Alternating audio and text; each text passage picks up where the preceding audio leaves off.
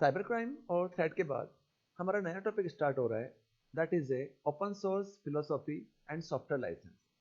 Open source philosophy and software license का मतलब क्या होता है? बट इसका मतलब ये होता है कि broadly the term open source software is used to refer to those category of software whose license do not impose much conditions, such as software generally give user freedom to run use the software for any purpose, to study and modify the programs, and to redistribute copies of either the original modified programs without having to pay royalty on previous developer. There are many categories of software that may use to refer to a open source software. तो open source software का मतलब क्या होता है और software licence क्या होते हैं?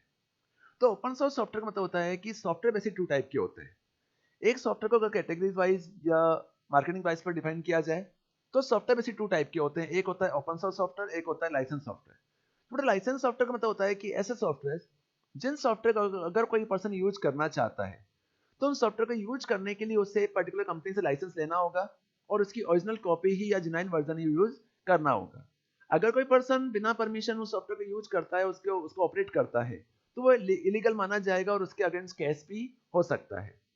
लेकिन अगर हम कुछ सॉफ्टवेयर ऐसे होते हैं जिनके लिए हमें परमिशन तो लेनी होती है लेकिन कोई पे नहीं देना होता है, कोई पेइंग कॉस्ट नहीं होती है, जिसे हम फ्री ऑफ कॉस्ट डाउनलोड कर सकते हैं या कहीं से अवेलेबल हो सकते हैं और उन सॉफ्टवेयर को हम यूज में ले सकते हैं। लेकिन उन सॉफ्टवेयर के थ्रू हम लीगली और इलीगली दोनों तरह के वर्क होते हैं, लेकिन उस केस में हम इलीगली वर्क नहीं कर सकते। अगर हम इलीगली वर्क करेंगे तो हमारे ऊपर क्राइम जनरेट होगा और हम उस केस में फंस सकते हैं। लेकिन अगर आप कुछ सॉफ्टवेयर ऐसे हैं जिनके लिए आप पे प्रोवाइड नहीं कर रहे हैं बट बिना पे के आपसे यूज कर रहे हो, लेकिन उसके लिए जो रिक्वायरमेंट टूल्स है उसकी लाइसेंस लेना कंपलसरी है, तो उसी सॉफ्टवेयर को हम कहते हैं open source software. For example कि जैसे आज हम जानते हैं कि माइक्रोसॉफ्ट कंपनी एक रजिस्टर्ड कंपनी है। आज हम माइक्रोसॉफ्ट कंपनी के बेस पर विंडोज के कई सारे वर्जन यूज में लेते हैं, तो ये सारे वर्जन जो है माइक्रोसॉफ्ट कंपनी के थ्रू प्रोवाइड किए जाते हैं। अगर आप नॉर्मल वे में किसी इंस्टीट्यूट वगैरह पे वर्क कर रहे हैं और नॉर्मल वे में बिना रजिस्ट्रेशन के वर्क कर रहे हैं तो वहां पर जो सॉफ्टवेयर आप यूज कर रहे हैं वहां आप लाइसेंस लेने की रिक्वायरमेंट नहीं है। लेकिन अगर आप लीगली वर्क कर रहे हैं और किसी बड़ी फर्म या किसी कंपनी में वर्क कर रहे हैं तो उस कंपनी में अगर आपको कोई वर्क करना है और आप अगर विंडोज का यूज कर रहे हैं तो विंडोज का यूज करने के लिए आपको माइक्रोसॉफ्ट कंपनी का रजिस्टर्ड वर्जन या माइक्रोसॉफ्ट कंपनी से रजिस्टर्ड सॉफ्टवेयर आपको परचेज करना होगा। इन केस ऑफ अगर आप उस सॉफ्टवेयर के बिना अगर आप वर्क करते हैं तो वो इलीगल माना जाएगा और कंपनी कभी भी आपके ऊपर चार्ज पे कर सकती है। तो उस सॉफ्टवेयर को हम कहते हैं legal software, it mean registered software. लेकिन कुछ सॉफ्टवेयर ऐसे होते हैं, कुछ प्रोग्राम्स ऐसे होते हैं जो फ्री ऑफ कॉस्ट अवेलेबल होते हैं, जिन्हें हम कहीं भी यूज में ले सकते हैं। तो उन्हीं सॉफ्टवेयर को हम कहते हैं free and open source software या फिर कहते हैं ओपन सोर्स सॉफ्टवेयर। इसी सॉफ्टवेयर के बेस पर हम लाइनक्स का यूज करते हैं, यूनिक्स का यूज करते हैं, that is A free and open source software. तो आप ओपन सोर्स सॉफ्टवेयर क्या है, इनकी टर्मिनोलॉजी क्या होती है, किस तरह से यूज लेते हैं, क्या क्या लाइसेंस होते हैं, उन चीजों को हम आगे डिस्कस करने वाले हैं। There are many category of software, they may be referred to as open source software. Following substance I am going to talk about the same. कि ओपन सोर्स सॉफ्टवेयर जो होते हैं वो कई तरह के होते हैं। अब क्या क्या होते हैं टर्मिनोलॉजी के बेस पर, before we talk about the various terms and definition partition to open word, you must clear about the two terms which often been misunderstood and misinterpreted. These terms are free open source and open source software. कि first of all case में हम open source को समझें। Open source को समझने से पहले हमें दो टर्म ध्यान होनी चाहिए, एक होता है free open source free software, एक होता है ओपन सोर्स सॉफ्टवेयर। तो फर्स्ट ऑफ ऑल केस में फ्री सॉफ्टवेयर का मतलब ये होता है कि free software means the software is freely accessible and can be freely used, change, improved copy and distributed by all who wish to do so, and no payments are need to be made for the free software। कि free software वो software होते हैं जो free of cost available होते हैं, जिनके लिए हमें कोई पे नहीं करना है, बट उस सॉफ्टवेयर को हम अपने रिक्वायरमेंट के अकॉर्डिंग मॉडिफाई भी कर सकते हैं। That software is called the free software. The definition of free software is publish by the Richard Stallman. Next software आता है ओपन सोर्स सॉफ्टवेयर। तो ओपन सोर्स सॉफ्टवेयर का मतलब होता है कि open source software on the other hand can be freely used in terms of making modifications, constructing business model around the software and so on, but it does not have to B free of charge. Here the company constructing the business modes around open source software may receive payments concerning support, further development. What is the important know about the that's open source software and the source code free available for the customer। कि second software होता है open source software.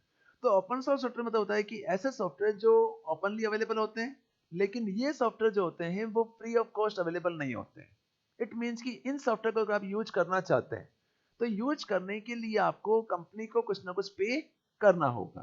लेकिन कुछ software ऐसे होते हैं जो registered वे में काम करते हैं, और कुछ सॉफ्टवेयर ऐसे होते हैं जो फ्रीली अवेलेबल होते हैं, जिन्हें हम अदर वेबसाइट से कहीं से भी एक्सेस कर सकते हैं, उन्हें डेवलप कर सकते हैं, उनको हम सपोर्ट प्रोवाइड कर सकते हैं।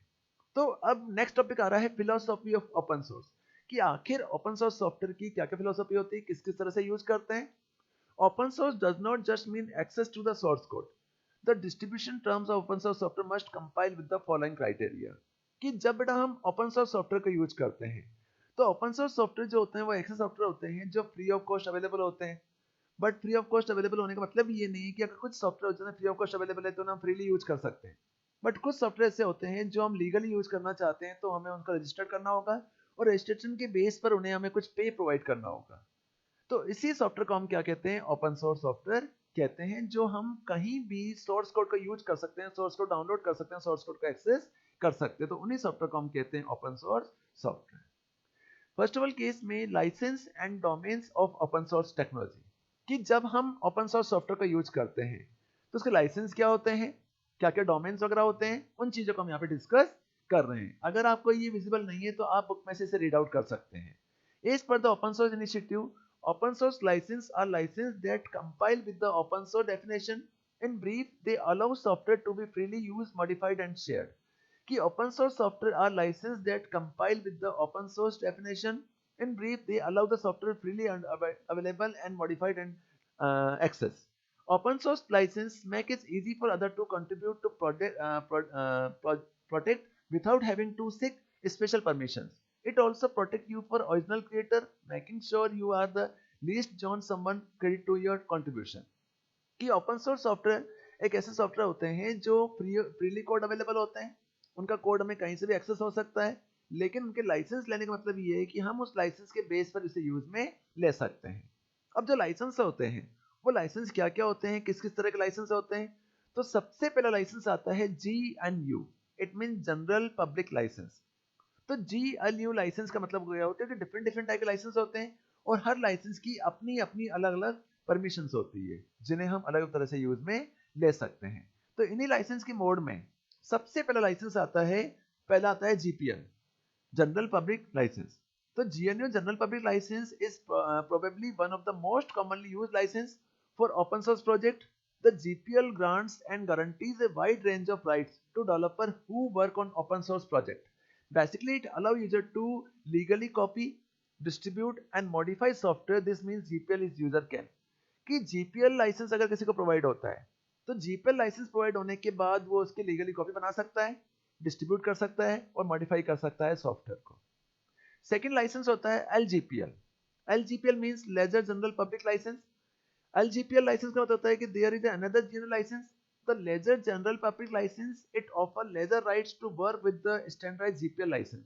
The LGPL is used to license free software so that it can be incorporated in India both free software and proprietary software. The LGPL and GPL license differ with the major exception. LGPL is requirement that you have to release software extension in open, GPL have been removed.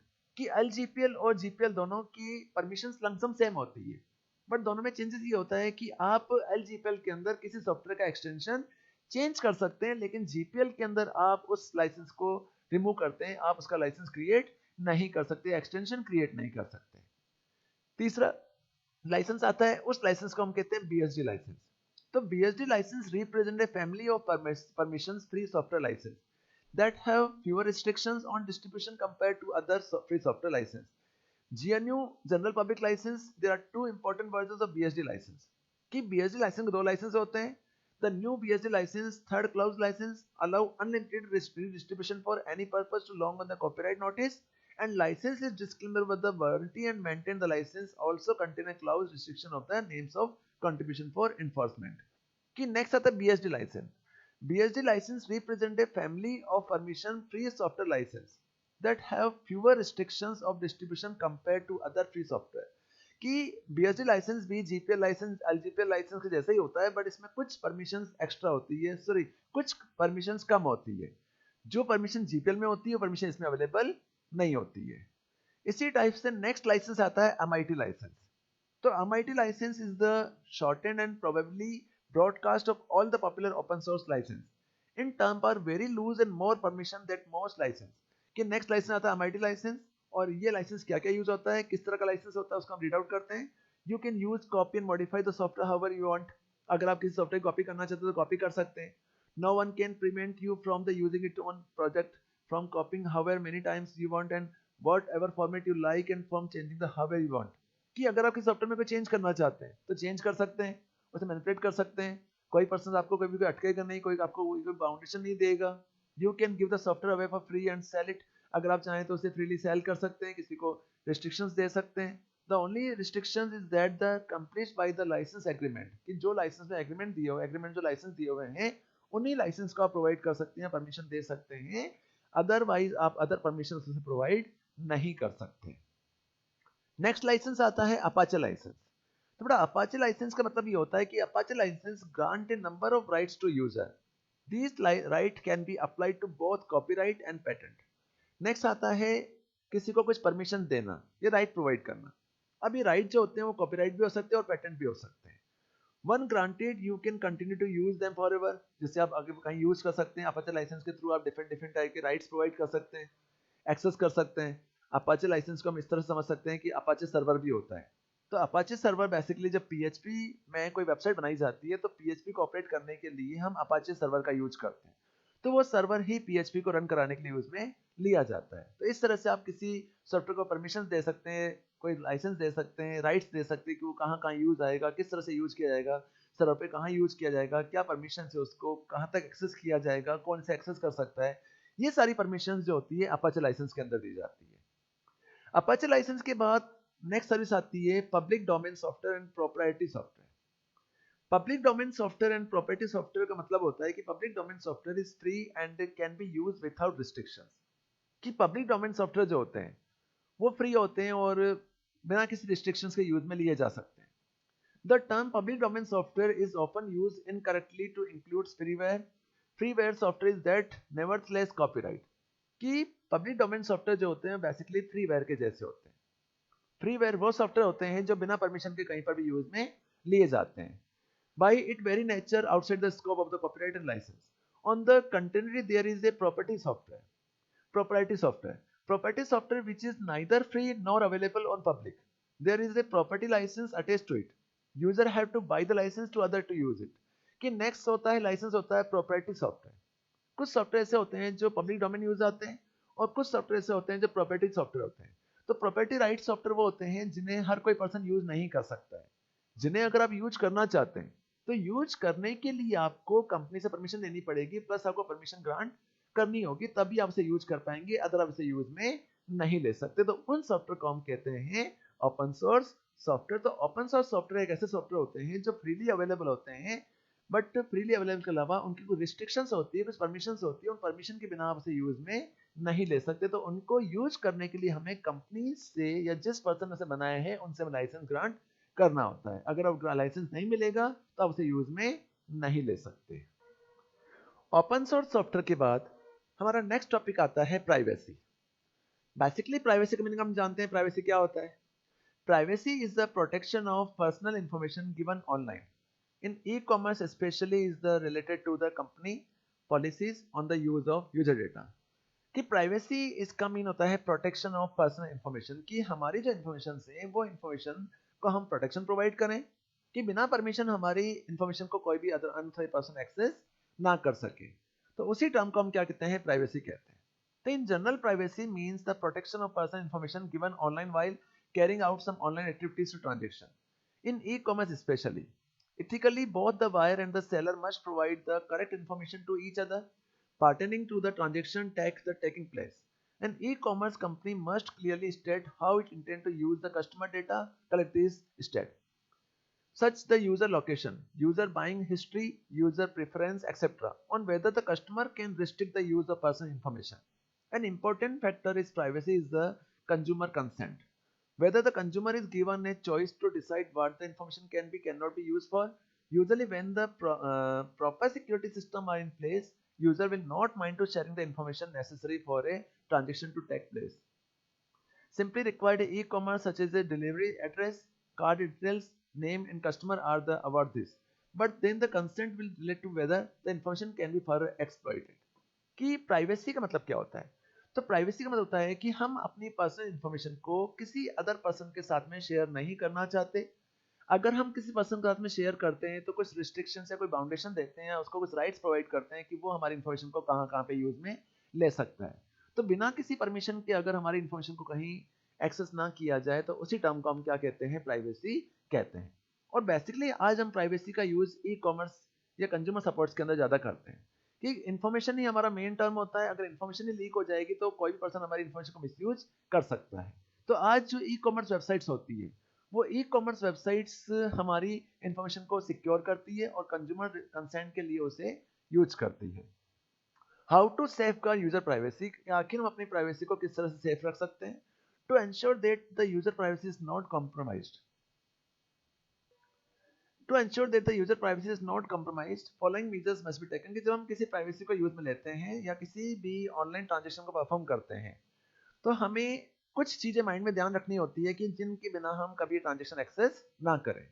तो पहला term आता है कि the merchant of the seller must clearly state about how the user data will be used in term and condition is the site application. कि site पर अगर आप कोई डेटा अपलोड कर रहे हैं तो पहले उसकी टर्म्स एंड कंडीशन देख लीजिए। द मर्चेंट और seller must ensure that the user has gone through the terms and condition given to his state application prior to making any transaction. कि जब कोई ट्रांजेक्शन कर रहे हैं तो उस समय हमारी इन्फॉर्मेशन को किस तरह से यूज में लिया जा रहा है।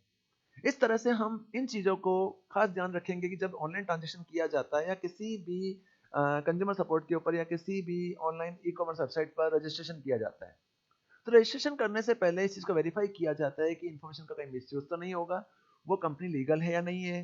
अगर इलीगल कंपनी है या उसकी डिटेल हम पहले फाइंड आउट करेंगे तभी हम उसके ऊपर रजिस्ट्रेशन करेंगे, अदरवाइज कोई भी अनऑथराइज्ड पर्सन हमारी इन्फॉर्मेशन को एक्सेस कर सकता है। अगर हमारी प्राइवेसी लीक हो जाती है तो कई बार ऑनलाइन थ्रेड्स होते हैं या ऑनलाइन फ्रॉड होते हैं और आजकल ये कॉमन टर्म बन चुकी है। आजकल हर जगह पे ऑनलाइन थ्रेड, ऑनलाइन फ्रॉड किए जाते हैं। तो ऑनलाइन फ्रॉड क्या क्या होते हैं, इनको किस तरह से यूज में लिया जाता है, किस तरह से हम इसे सेफ रख सकते हैं, उस चीज को हम देखते हैं। Fraud committee using the internet is called the online fraud. कि अगर किस फ्रॉड कमिटी या किसी पर्टिकुलर अनऑथराइज्ड यूजर के थ्रू ऑनलाइन बेस पे अगर हमारे साथ कोई फ्रॉड किया जाता है या हमारी इन्फॉर्मेशन को मिसयूज किया जाता है या हमारे साथ कोई भी अनऑथराइज्ड ट्रांजेक्शंस होते हैं तो उसी फ्रॉड को हम क्या कहते हैं, ऑनलाइन फ्रॉड कहते हैं। ऑनलाइन फ्रॉड जो होते हैं वो non delivered goods, non existing companies, stealing information, fraud and payment etcetera. कि ऑनलाइन फ्रॉड जो होते हैं मल्टीपल टाइप्स के होते हैं। While the first two types of fraud can be countered by the setting of the official bodies ensuring the validity of the e-commerce companies and promised delivery of goods, the last two of the fraud are more flagrant and example of such fraud credit cards fraud and identity threats। कि first जो thread आ रहे हैं non deliver goods, non existing companies, तो इसका मतलब ये है कि जो फर्स्ट थ्रेड आ रहे हैं ये दोनों थ्रेड कंज्यूमर के साथ में ज़्यादा होते हैं। कि अगर हमने किसी प्रोडक्ट की डिलीवरी मांगी, वो प्रोडक्ट हमने पेमेंट कर दिया बट वो प्रोडक्ट हमारे पास अवेलेबल नहीं हुआ और कंपनी फ्रॉड निकली। नेक्स्ट होता है कि हमने किसी कंपनी में अपना पैसा लगाया और पैसा लगा के हमने कुछ प्रोडक्ट के लिए कुछ अमाउंट दे दिया या हमने कोई आरडी एफडी वगैरह करवा दी और वो कंपनी कुछ टाइम के बाद बंद हो गई। तो ये थ्रेड जो होते हैं नॉर्मल थ्रेड्स होते हैं। इन्हीं थ्रेड के अलावा दूसरे जो थ्रेड होते हैं stealing information, fraud and payments. कि कई बार कई अनऑथराइज्ड यूजर बिना किसी परमिशन के हमारे क्रेडिट कार्ड डेबिट कार्ड की डिटेल एक्सेस कर लेते हैं और उस इंफॉर्मेशन को यूज करके हमारे साथ फ्रॉड करते हैं। तो इस फ्रॉड को हम कहते हैं online fraud. The measures to stop this fraud में इंक्लूड कि अगर आप इस फ्रॉड को रोकना चाहते हैं, फ्रॉड को एक्सेस होने से रोकना चाहते हैं तो कई सारे टर्म कंडीशंस होती है, कई सारे हमारे एक्सेस टूल्स होते हैं जिनकी हेल्प से हम इस फ्रॉड से बच सकते हैं। A monitoring official body that ensure the sensitivity of the e commerce company and delivery the goods services are promised.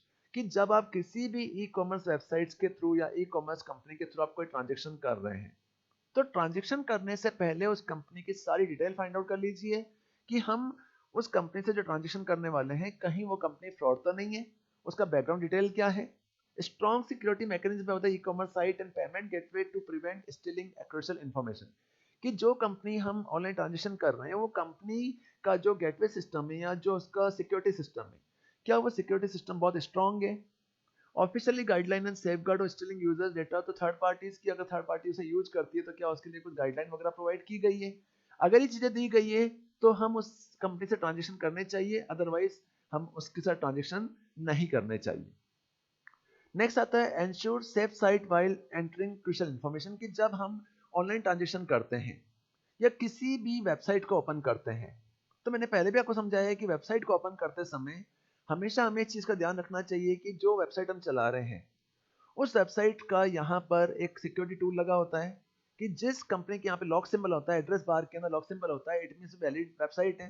अगर ये लॉक सिंबल नहीं है तो वो सिक्योर्ड वेबसाइट नहीं है। तो उसी वेबसाइट के साथ ही ट्रांजेक्शन करने चाहिए, बाकी कंपनी के साथ ट्रांजेक्शन नहीं करने चाहिए। तो इस तरह से हम अगर ऑनलाइन फ्रॉड से बचना चाहते हैं तो ऑनलाइन फ्रॉड से सिक्योरिटी प्रोवाइड करने के लिए हमें, उनको रोकने के लिए, हमें इस थ्रेट को रोकने के लिए इन चीज़ों को हमें इस गाइडलाइन प्रोवाइड करनी चाहिए, तभी हमें ऑनलाइन ट्रांजेक्शन करनी चाहिए, अदरवाइज ऑनलाइन ट्रांजेक्शन नहीं करने चाहिए।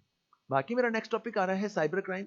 साइबर क्राइम क्या होता है, कौन कौन से होते हैं, और साइबर क्राइम के बाद हमारा नेक्स्ट टॉपिक आएगा ई वेस्ट मैनेजमेंट की हम ई वेस्ट मैनेजमेंट को किस तरह से सेफ रख सकते हैं और हमारे एनवायरनमेंट को किस तरह से सेफ कर सकते हैं। दोनों ही टॉपिक मेरे इंपॉर्टेंट टॉपिक हैं जिन्हें हम नेक्स्ट क्लास के अंदर डिस्कस करेंगे। मैं अपने टॉपिक को यहीं पर कंप्लीट कर रहा हूँ।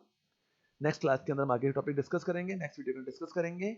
जो टॉपिक आपको पढ़ाया है इस टॉपिक का भी रीड आउट करना, इसके नोट्स बनाना और इसको एक बार रीड आउट करके समझने की कोशिश करना। अगर कहीं डाउट है तो हम ऐसे डिस्कस कर सकते हैं। मैं टॉपिक यहाँ कंप्लीट कर रहा हूँ, बाकी नेक्स्ट क्लास में देखेंगे। घर पे रहिए, सुरक्षित रहिए। Thank you.